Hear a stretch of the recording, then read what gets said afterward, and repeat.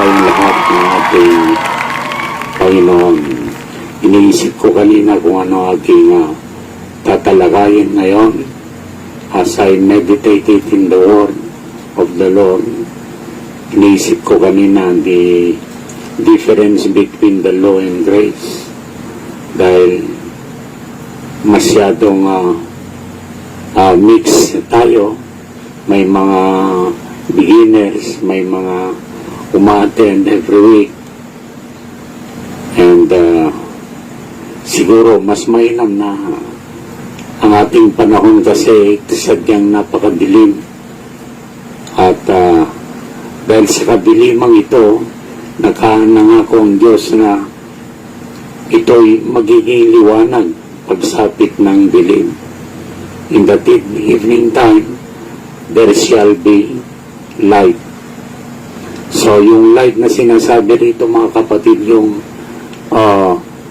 life, isang buhay Kristiyano na nakaangkop sa very character ng ating Panginoong Hesus.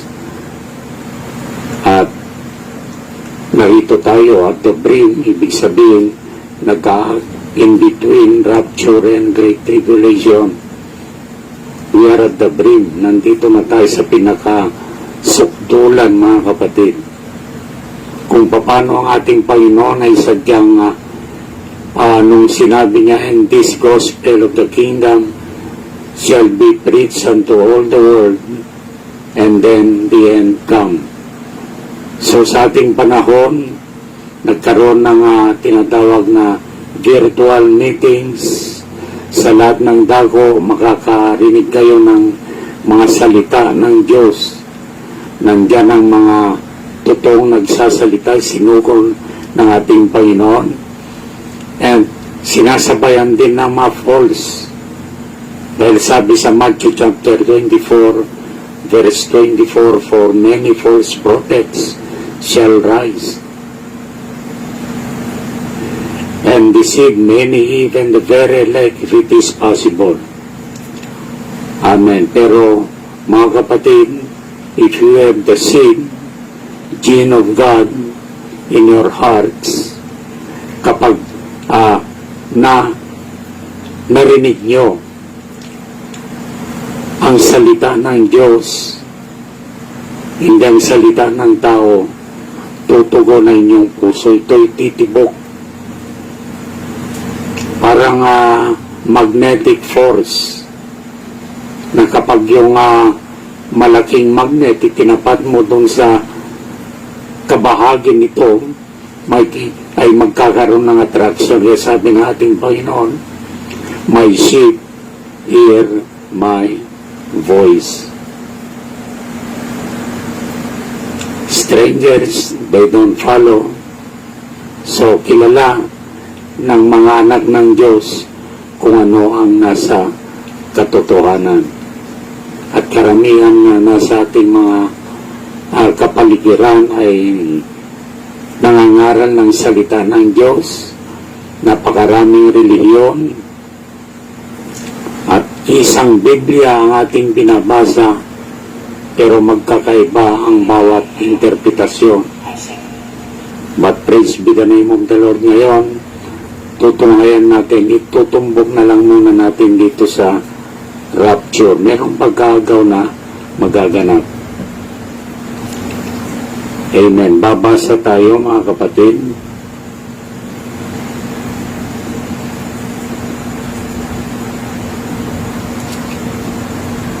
First Thessalonians chapter 4, simula sa verse 15.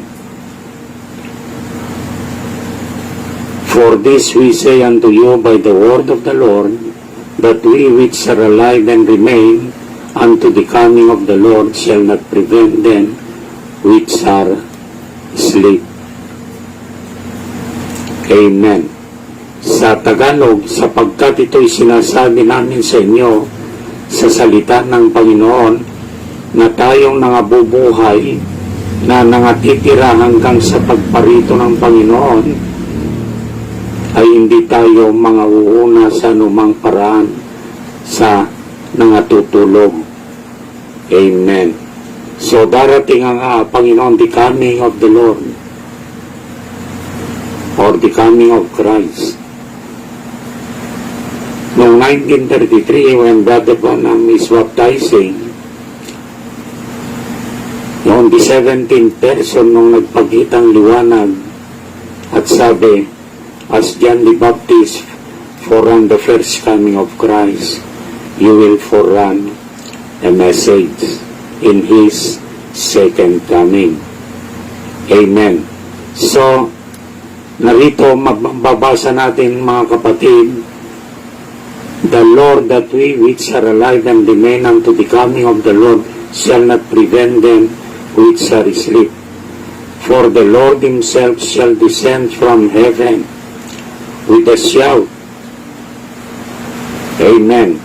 So itong shout na ito, I do believe that it is the message of the hour. Noong 1933, as John the Baptist, sabi ng pillar of fire, the voice of Jesus Christ in that pillar of fire, the same voice that Paul met nung papunta siya sa Damascus to persecute all the Christians there. Ikukulong o patayin, pero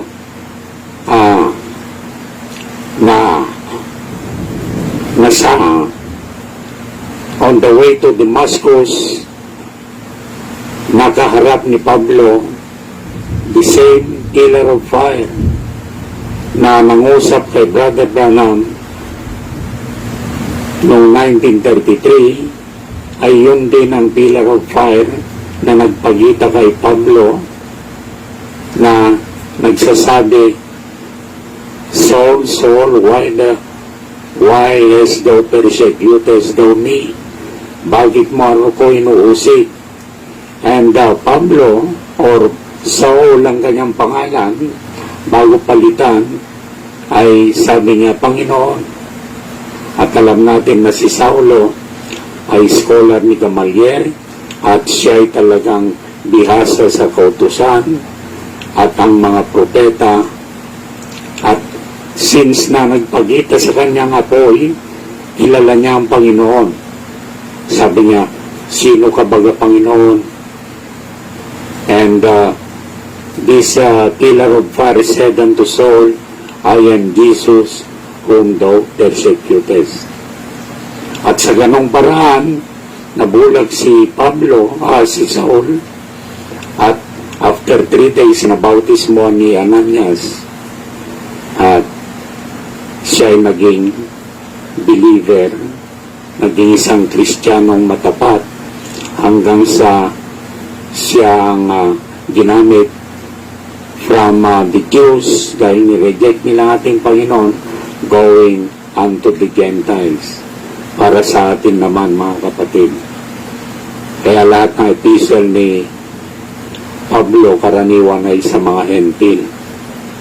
At tayo bilang hentil, hanggang ngayon ay nagpapatuloy ang kasulatan. It is a fresh manna. Lahat ng Biblia from Genesis to Revelation, hindi nagpapago. Walang Old Bible, wala. Lahat ay bago. Magkaroon ka lang ng kapayagan, ang Biblia ay pangkasalukuyan. Is the Bible of this present time. Amen. Sa panahon ngayon, kung anong misteryo na nakapaloob sa Biblia, yun naman ang binuksan by that messenger, the seventh angel in Revelation chapter 10 verse 7. Sabi ko sa inyo, in 1933, as John the Baptist forerun the first coming of Christ, you will forerun His second coming. Ang second coming, ang pagparito ulit ng Kristo. Amen. At all the denominations, all the religions, they are expecting what had happened before, dahil sabi ng dalawang anghel nung siya'y kinuha ng ulat kung paano na si Kristo ay kinuha ng ulap pataas sa langit, ganyan din ang mangyayari sa kanyang ikalawang pagdating. The same manner. Pero nung dumating siya nasa mystery clouds, ay it was a mystery. Nakalagay lang as a picture, pero it cannot be interpreted. Even yung mga Bible scholars, even yung mga matatalinong mga pastor na bihasa sa mga Bible schools, talagang hindi nila ito nalalaman. But praise be the name of the Lord. Merong sinasabi ng ating Panginoon nung siya'y buhay pa, sabi, Ama ko, ako po'y nagpapasalamat na ipinahayag mo sa mga bata, sa mga baby, mga walang kalam-alam, pero pinihid mo.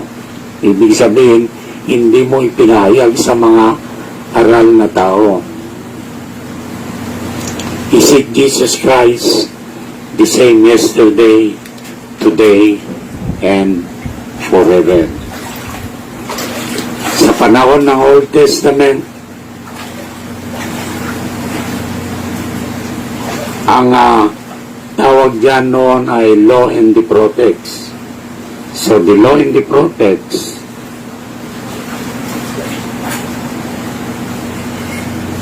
is from law na sinulat ni Moses, Genesis, Exodus, Leviticus, Numbers, Deuteronomy. Tapos simula sa mga propeta, Samuel, 2 Samuel hanggang kay Malakias. Ang tawag sa librong ito, dahil wala pang testamento na bago, ay Law and the Prophets. Kaya sabi ng Luke chapter 16 verse 16,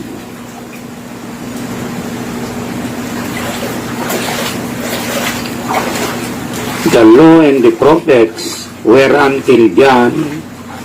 Ibig sabihin, ang pinakahuling propeta to prepare the way of the Lord is John the Baptist.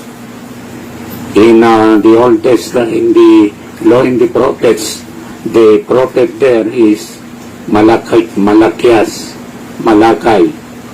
He prophesied about the coming of the great and dreadful day of the Lord. Malachi chapter 4, verse 5 and 6.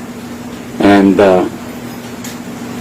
after 400 years since that last prophet in the Law and the Prophets, dumating si John the Baptist, fulfilling Isaiah chapter 40 verse 3, a voice of one crying in the wilderness. At Malachi chapter 3 verse 1, the messenger that will prepare the way of the Lord. So, siyang propeta na dumating bago para ipakilala niya ang kinsman redeemer. Kaya nung nakita niya ang ating Panginoong Hesus, behold the Lamb of God who takes away the sins of the world. Siyang pinaka tupa ng Diyos. Amen. Siyang tagapagligtas natin, mga kapatid, dahil nakita ng Diyos sa panahong yon na sadyang wala ang mga relihiyon sa bansang Israel ay puro affiliated sa mga politika. Amen. At they make their own righteousness. Hindi nila nagawa ang nasunod ang law and the prophets. Even a single man or woman Dahil lahat ng tao, simula sa kapanganakan ni Abel at saka ni Cain hanggang sa ating panahon, lahat tayo ay naipanganak sa kasalanan. We are born in sin. Kaya sabi ng Romans 3 verse 23, tayo hindi nakarating sa kalwalhatian ng Diyos. Ang lamang ito is corruption. Kaya nagagamit ito ng diablo even in all nations, agencies in the government. Hindi mo maalis ang corruption kasi talagang parte na ng kanilang mga buhay, corruption. But praise be the name of the Lord, at tumating ang Kristo para bayaran lahat ng ating mga pagkakasala at para magkaroon tayo ulit ng buwang. In John chapter 3 verse 16, for God so loved the world that He gave His only begotten Son, that whomsoever believeth on Him shall not perish but have everlasting life. So yung tinatawag na bilang tao, bagamat binayaran ng ating mga kasalanan, ay narito pa rin tayo yung tinatawag na accept it or not, freedom of choice. Binigyan tayo ng free moral agency to choose whether hell or eternal life. Pero dahil bibihirang nakasumpong ng biyaya ng Diyos dito sa ating panahon, napakaraming sadyang ang daan para masumpungan mong buhay na walang hanggan ay sadyang makipot. Straight is the gate and narrow is the way that leads to life. Pero ang daan patungo sa makapahamakan ay napakaluwang, mga kapatid. Masaya doon.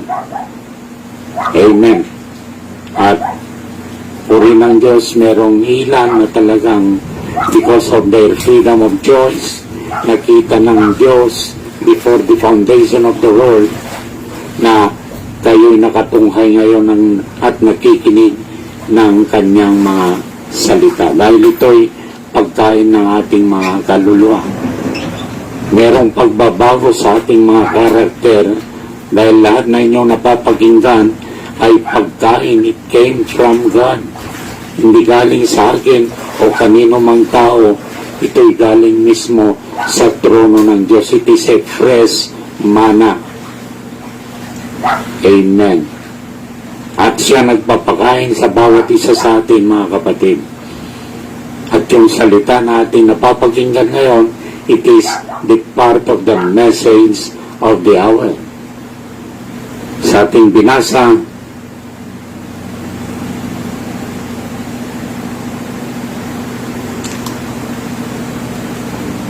for the Lord himself shall descend from heaven with a shout. Amen. It is the message of the hour. Ito yung mababasa nyo doon sa Matthew 25 verse 6, the parable of the 10 virgins. 10 kadalagaan, 10 birhen. Banal ito, mga kapatid. Naghihintay doon sa isang kasalan. The parable of the 10 virgins. 5 are wise and 5 were foolish. So lahat sa mga denominasyon, sa lahat ng mga iglesia, alam nila tungkol sa pag-agaw. Pero ang rapture, ang pag-agaw, according to what we are learning now, it is the wedding supper between the Lamb and his wife. Pero kailangan merong wedding ceremony na mangyayari sa kaibuturan ng ating mga puso. Merong pagbabago. to be one or to marry the Lord Jesus Christ ay makikita doon sa inyong mga karakter. Kung ang inyong mga karakter ay ginintuan kagaya ng ating Panginoong Jesucristo at walang ibang magbabago nito kundi by hearing and hearing the Word of God hanggang sa tubuhan kayo ng pananampalataya, hanggang sa mabuhay si Kristo sa inyong mga puso at mailagad nyo ang kanyang palatuntunan na hindi nangyari sa panahon ng mga Israelita. Amen.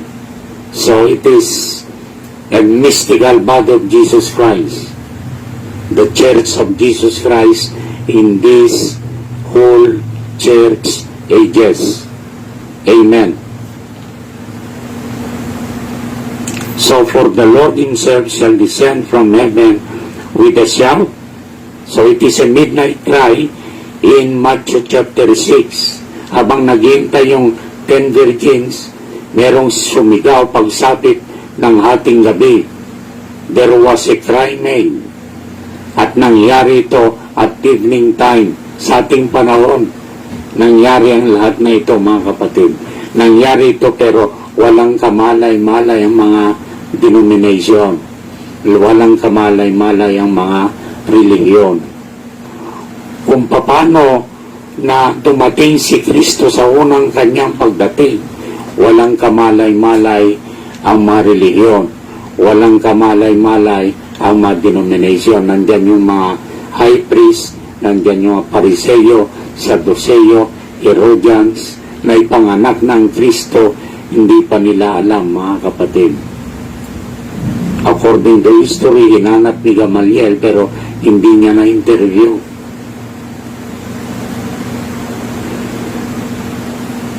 Sinusundan ni Gamaliel dahil noong 27 years old ng ating Panginoong Yesus, hindi niya nagkaroon ng puwang upang makausap niya, kundi nakausap niya ang nanay ni Jesus, si Mary.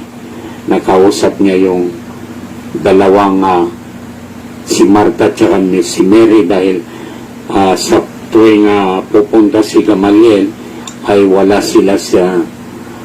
sila doon sa bahay ni na Mary dahil si Lazarus at si Jesus ay palaging namamasyal sa wilderness. At kwento na lang ang nasasagap ni Gamaliel according sa kwento ni Maria at ni Marta.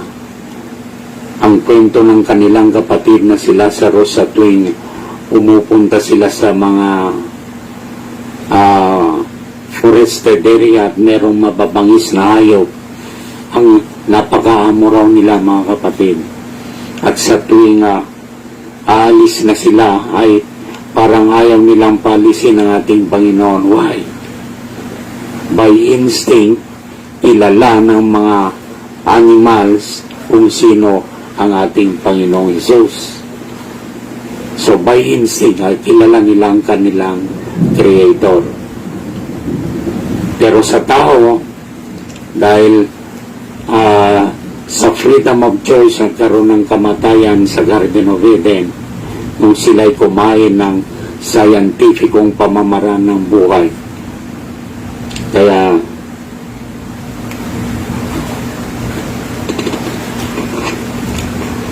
hanggang doon lang, mga kwento na lang nakuha ni Gamaliel.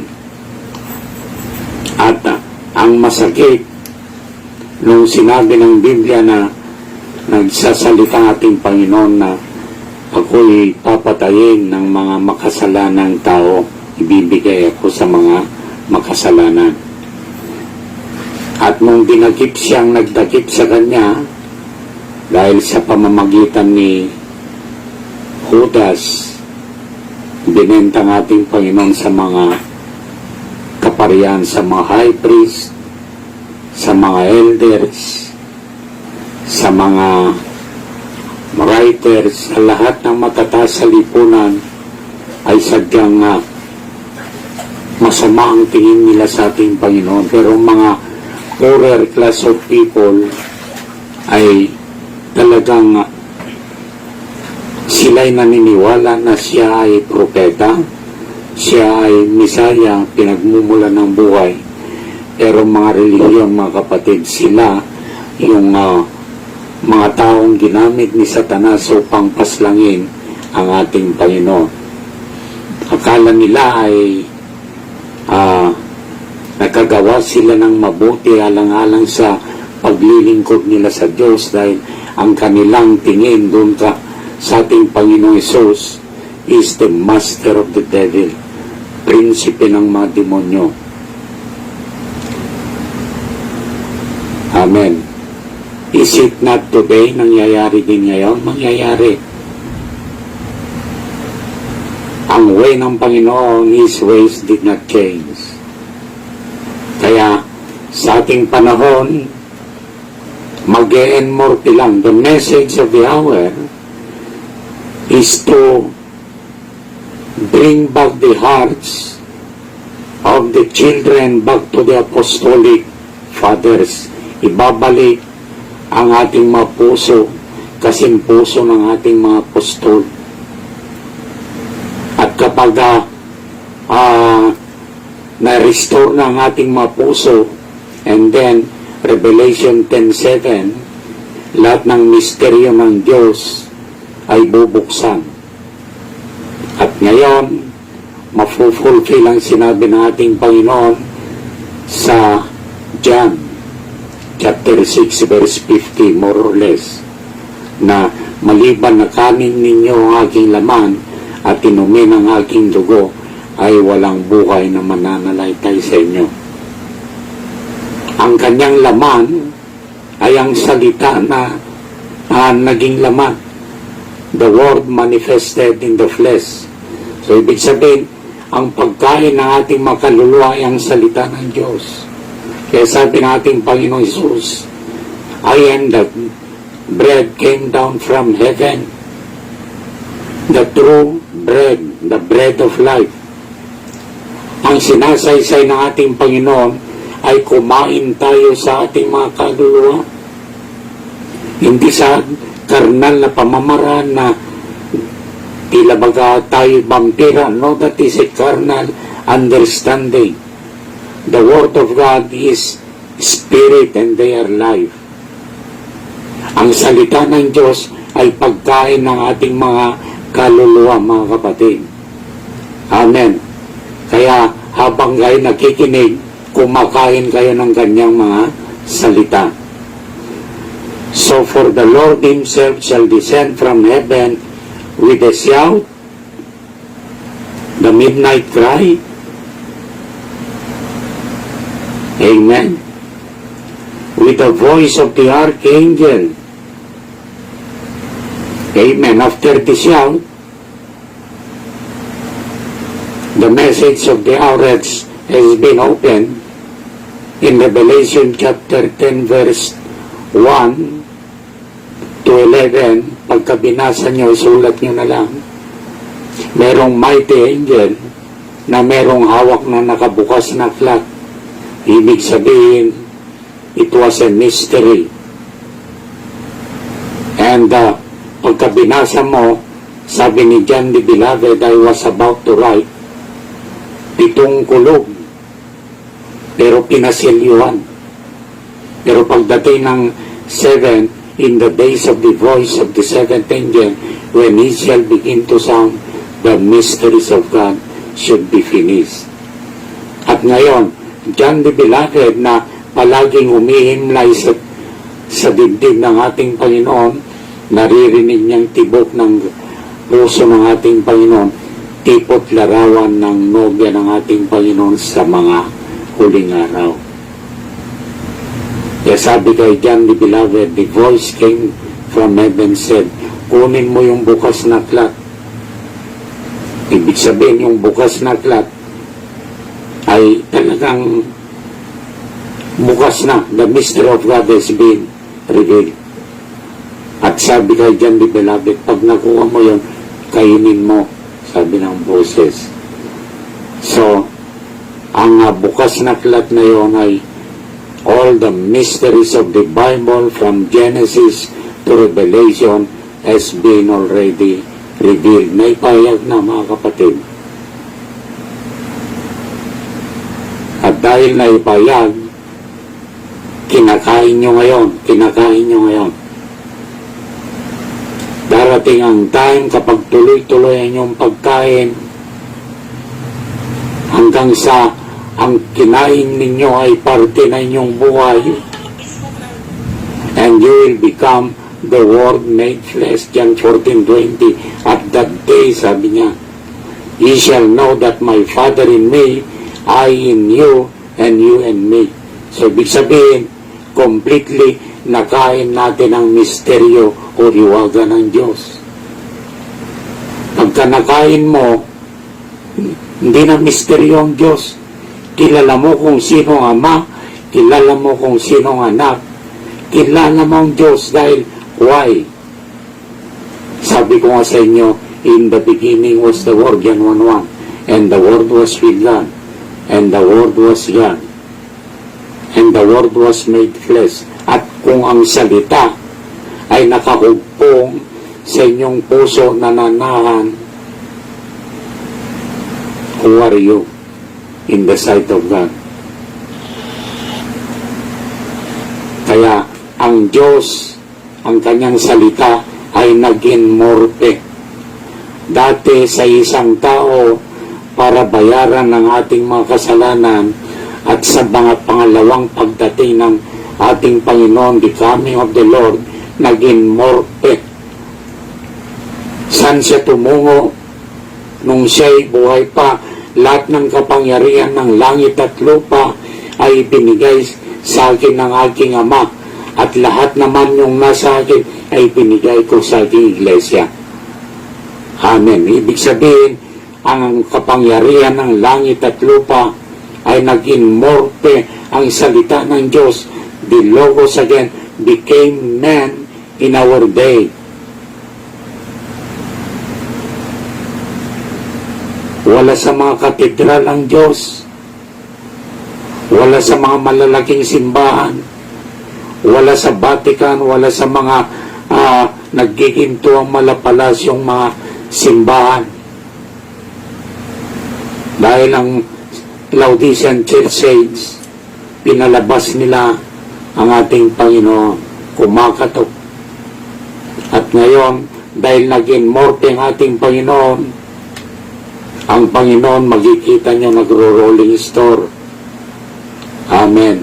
Ang Panginoon nagtuturo. Simple lang siya. Kabaitan. Magkikita mo ang Panginoon sa iba't ibang dago ng mundong ito, fulfilling Luke chapter 17 verse 30. Kung paano ang hugis ay kasing hugis ni Noah, may patayan, merong adultery, merong hallelujah. Basahin nyo Luke 17 verse 26 to 30. Kung paano rin ang panahon ni Lot, punong-puno ng mga LGBTB, third sex. At napakarami yan. Sa gobyerno na lang, marami. Sabi, kapag ganyan ng kondisyon ng mundo, ito rin yung panahon na ipinapahayag ang anak ng tao. And who is the Son of Man? The revealing of the Son of Man? Walang iba kundi ang ating Panginoong Jesucristo. Ipinapahayag muli. Simple lang. Amen. Jesus Christ is hiding in simplicity, mga kapatid. Hallelujah. Wala mang pera yung mga anak ng Diyos, pero sila'y mga masasaya. Walang financial constraint kasi hindi naman sila marunong mandaya. Tamang-tama lang, pero hindi pinapabayaan ng ating Panginoon. Ang kanilang pananampalataya ay sadyang inilagak nila sa ating Panginoong Jesucristo. Merong kapayapaan sa kaibuturan. ng bawat puso ng bawat mga anak ng Diyos. Amen. So, they become the voice of the archangel. Merong kapangyarihan yan, mga kapatid. Hindi yung tila baga magic.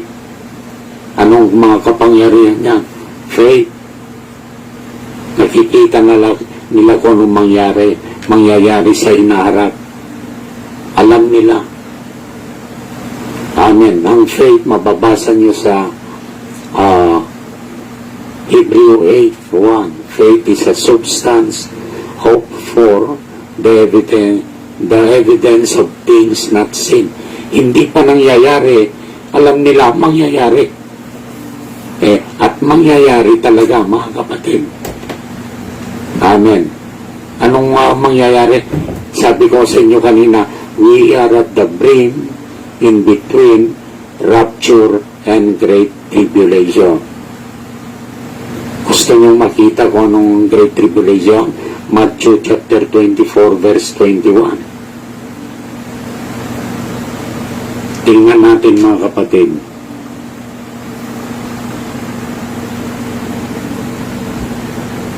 Matthew 24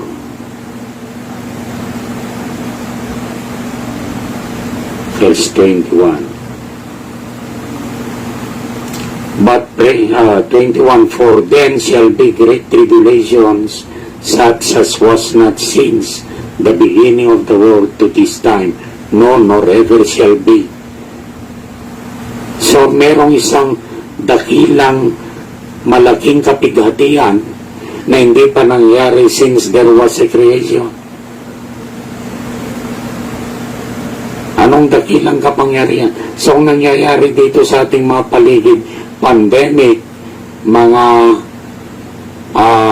karamdaman, digmaan, depression, tsunamis, lahat ng yan ay wrath of Satan. Wrath of Satan ito, mga kapatid, ang nangyayari sa ating mga paligid. Dahil si Satanas ay sadyang alam na niya, nabibilang kanyang panahon, kaya nag-atubili siyang kung hanggat maaari lahat ng tao ay kabigin niya papuntang impyerno. Pero lahat hindi niya makakabig ang mga anak ng Diyos. He cannot deceive. Amen. Gusto niyong mabasa kung ano ang Great Tribulation? Tingnan natin. Revelation 6.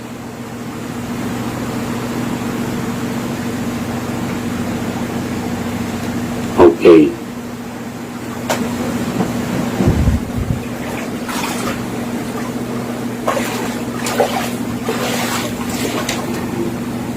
Verse 12. Gusto ko lang ipabasa sa inyo, mga kapatid.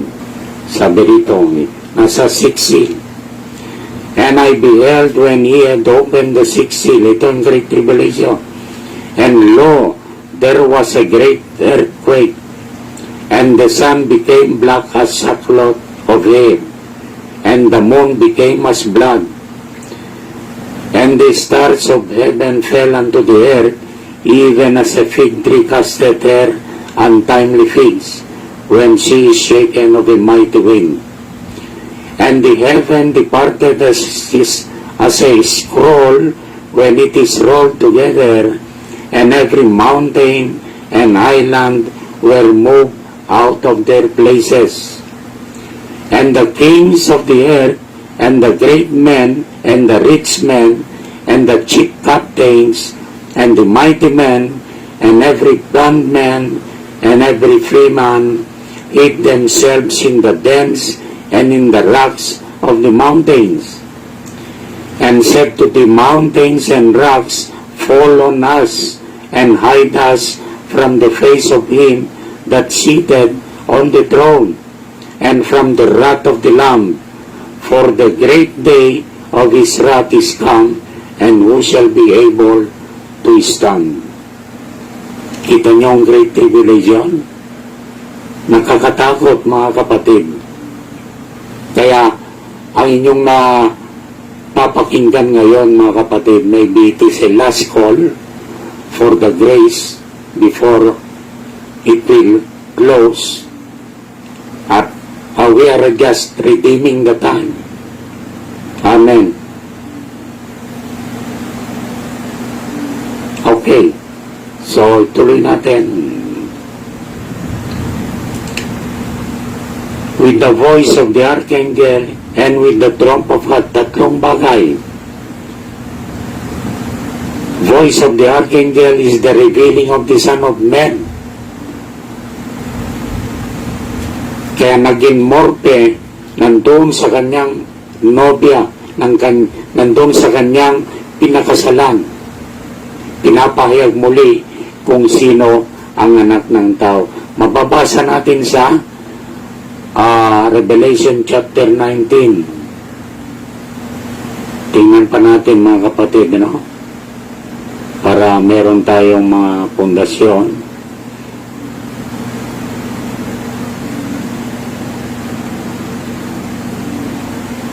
Verse 7, sabi rito, "Let us be glad and rejoice and give honor to him, for the marriage of the Lamb is come, and his wife hath made herself ready.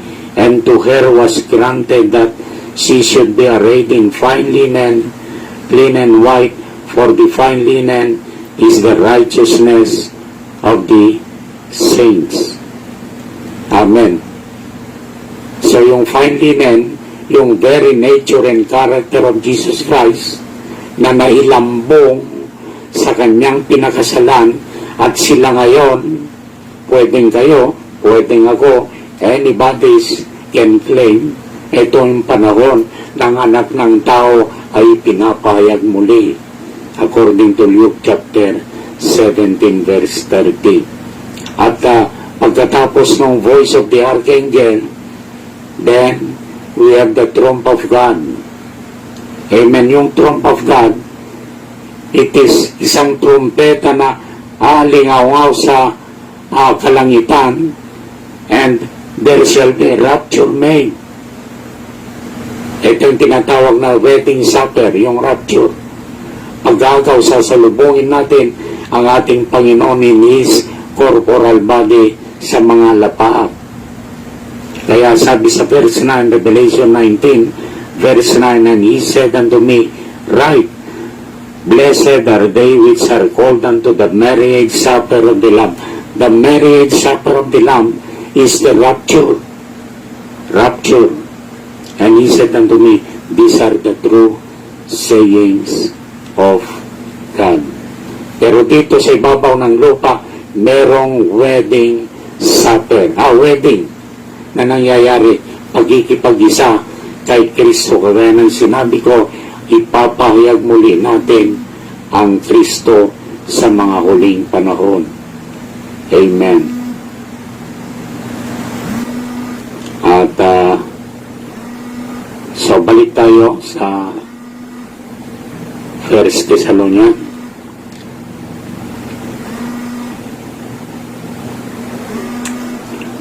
So, voice of the archangel, and with the trump of God, and the dead in Christ shall rise first.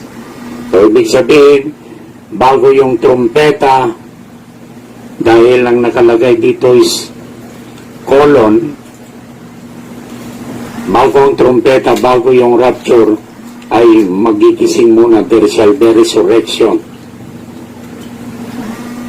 sa lahat ng mga nangamatay kay Kristo since the day of Pentecost. Yung 120 believers na dinatnan ng kapangyarihan ng Espiritu Santo. Amen.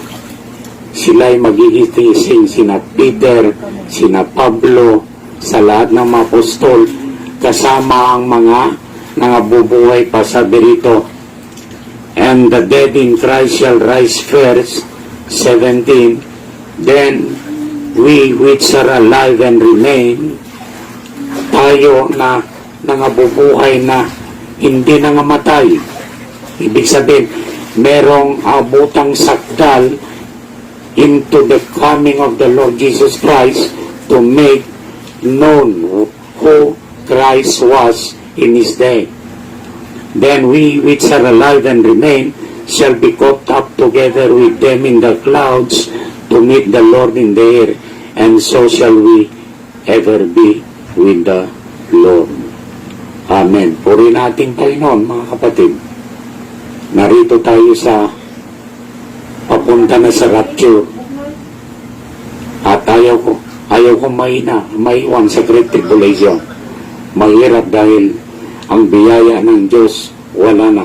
Ang Laodicean Church Saints ay after the rapture, close na yan, wala ng church age.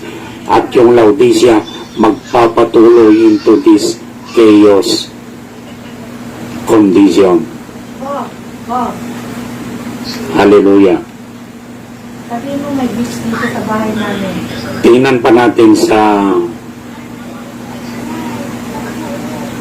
1 Corinthians chapter 15 verse 51. Si Pablo rin ang nagsabi, Behold, I show you a mystery, we shall not all sleep. Ibig sabihin, hindi lahat ay mamamatay.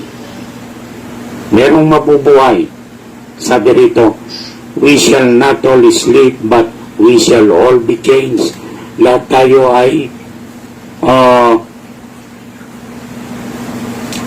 it would change. Mararapture. In a moment, in the twinkling of an eye, at the last trump, for the trumpet shall sound, and the dead shall be raised incorruptible, and we shall be changed. Amen. For this corruptible must put on incorruption, and this mortal must put on immortality. Itong katawan na hango sa gawa ng tao ng ating mga magulang ay marupok. Hindi ito magmamana ng kaharian ng Diyos, pero ang gagawin ng Diyos kapag tayo ay panganak na muli and we live in our spiritual condition, in our inner man, the Logos sa ating pagkikinig at pagkikinig ng kanyang salita magiging templo ang ating mapuso ng Espiritu Santo.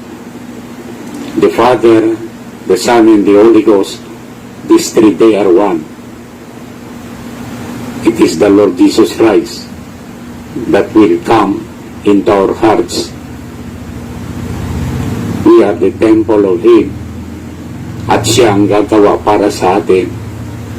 At ang ating mga kaisipan na dati talagang the lust of the flesh, the lust of the eyes, and the pride of life, wawakasan ito ng ating Panginoong Hesus. At lulunukin pati itong katawang mortal na ito, tuturugin ito ng ating Panginoon. It will be changed in a twinkling of an eye. So nakita nyo mga kapatid, gusto nyo ba nga makita rin ang day of the Lord, ang kanyang judgment? Sa 2 Peter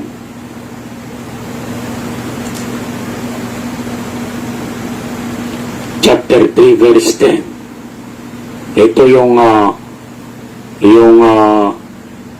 6 seal din when it was opened, that great tribulation. At the end of great tribulation, ito rin.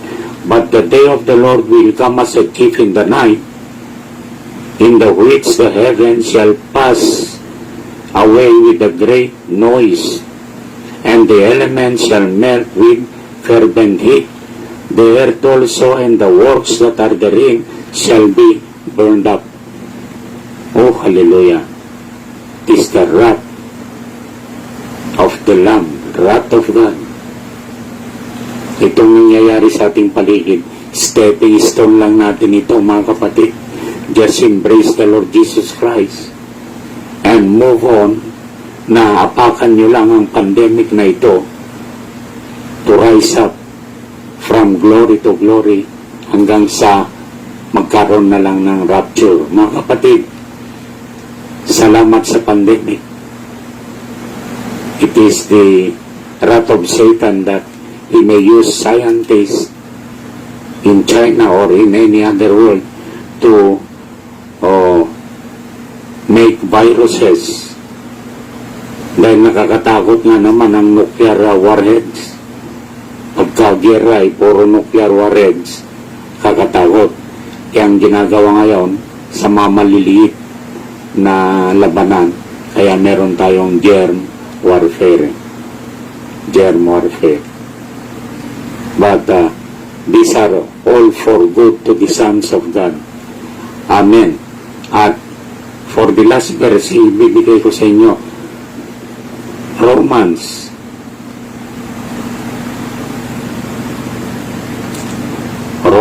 chapter 8, verse,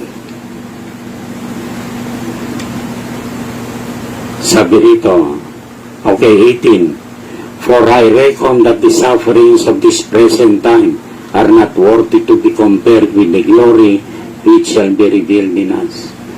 So, yung sufferings natin, ngayong panahon na ito, sa dami ng mga sufferings, it will not be compared. It is not worthy to be compared with the glory which shall be revealed in us. Ang glory na sinasabi rito ay ang buhay ni Kristo na naipunla sa inyo. For the earnest expectation of the creature waited for the manifestation of the sons of God. Revealing the Son of God, manifestation of the sons of God, they are the same. For the creature was made subject to vanity, not willingly, but by reason of him who had subjected the same in hope, because the creature itself also shall be delivered from the bondage of corruption. Lahat, all nature, our environment was in bondage of the corruption of scientific people. They are corrupting minds. The forest to be the habitat of our animals, wild animals, ginawa nilang inilagay sa zoo, ikinulong, ginawang entertainment, at yung mga forested ecosystem supposed to be kinalbo, ginawang subdivision. Kaya even nature, all the scientific law has been perverted. Nagkaroon ng unbalanced ecosystem in all the earth. Kaya counting ulan lang, baha na, plus floods. Oh, hallelujah. This creature are waiting for the appearing of the sons of God. Anong kanilang pagay?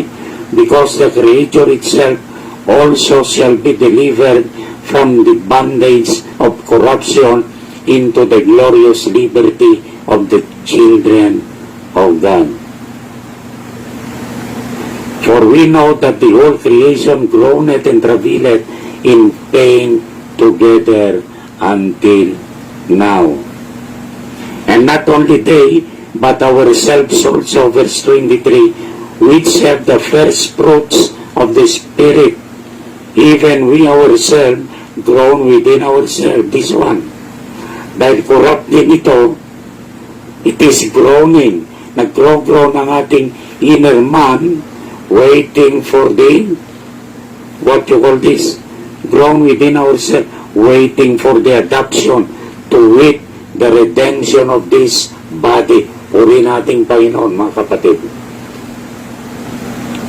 What you have eaten is the food in due season. Amen. Puri nating Panginoon, mga kapatid. So yan lang ang pwede kong may bigay sa ngayon. At ito'y inyong pagbulay-bulayan, matulog, paggising, kayo manalangin. Lord, may you reveal it unto me what that pastor had spoke. So I ask the Lord that if you have the seed in your heart, the Lord shall reveal it plainly unto thee. So puri ng Diyos, tayo po lahat ay mananalangin muli. As we bow our heads, Panginoon namin Jesus, kami po ay nagpapasalamat sa munting Bible study na napagbulay-bulayan namin ang iyong masalita. Naway, maging kapangyarihan ito pagdating sa kanilang mga puso, Panginoon. At basbasan mo ang bawat tagapaginig. Ingatan mo sila, Panginoon, saan man sila naroroon. Sa lahat ng mga nangyayari dito sa aming mapaligid, haleluya, ikaw ang aming proteksyon. Ikaw ang Diyos na buhay na aming pinaglilingkuran, Panginoon. Kapayapaan, pag-ibig, at pagpapakumbaba, lahat ng bunga ng Espiritu, Lord, na may balabal sa bawat tagapagkinig, Panginoon. I pray, O ito, God, as your humble servant, in the mighty name of our Lord Jesus Christ. Aming kapatid sa Bulacan, Estrella, na may sipon ngayon, Lord, ay ingatan mo sila, Panginoon, kasama ang kanyang mga nanay, Sister Raquel, Brother Ardy, sa lahat ng mga kamag-anakan, ang paggaling ni Brother Rolly, Sister Medi, Panginoon, kami po'y nagpapasalamat muli at tinataas namin ang iyong kalwalhatian, Panginoon, sa pamamagitan ng aming mga buhay, ang aking kapatid na walang sawang nakikinig at binibigay ang mga salita ng Diyos sa ating mga kamag-anakan sa abroad, Panginoon. Pagpalain mo aking kapatid, ingatan mo kanyang kalusugan at magbigay na ka ng kapayagan, Panginoon, lalo patungo sa iyong kasagdalan, haleluya. Lahat ng aking mga estudyante, lahat ng aking mga co-employee, from the president to the janitors, my co-faculty, Lord, ingatan mo dito sa pandemic na ito. Lord Jesus, I pray in the mighty name of Lord Jesus Christ. Amen. Puri ng Diyos, God bless you all, mga kapatid. Isang mapagpalang araw, gayaan kayo ng ating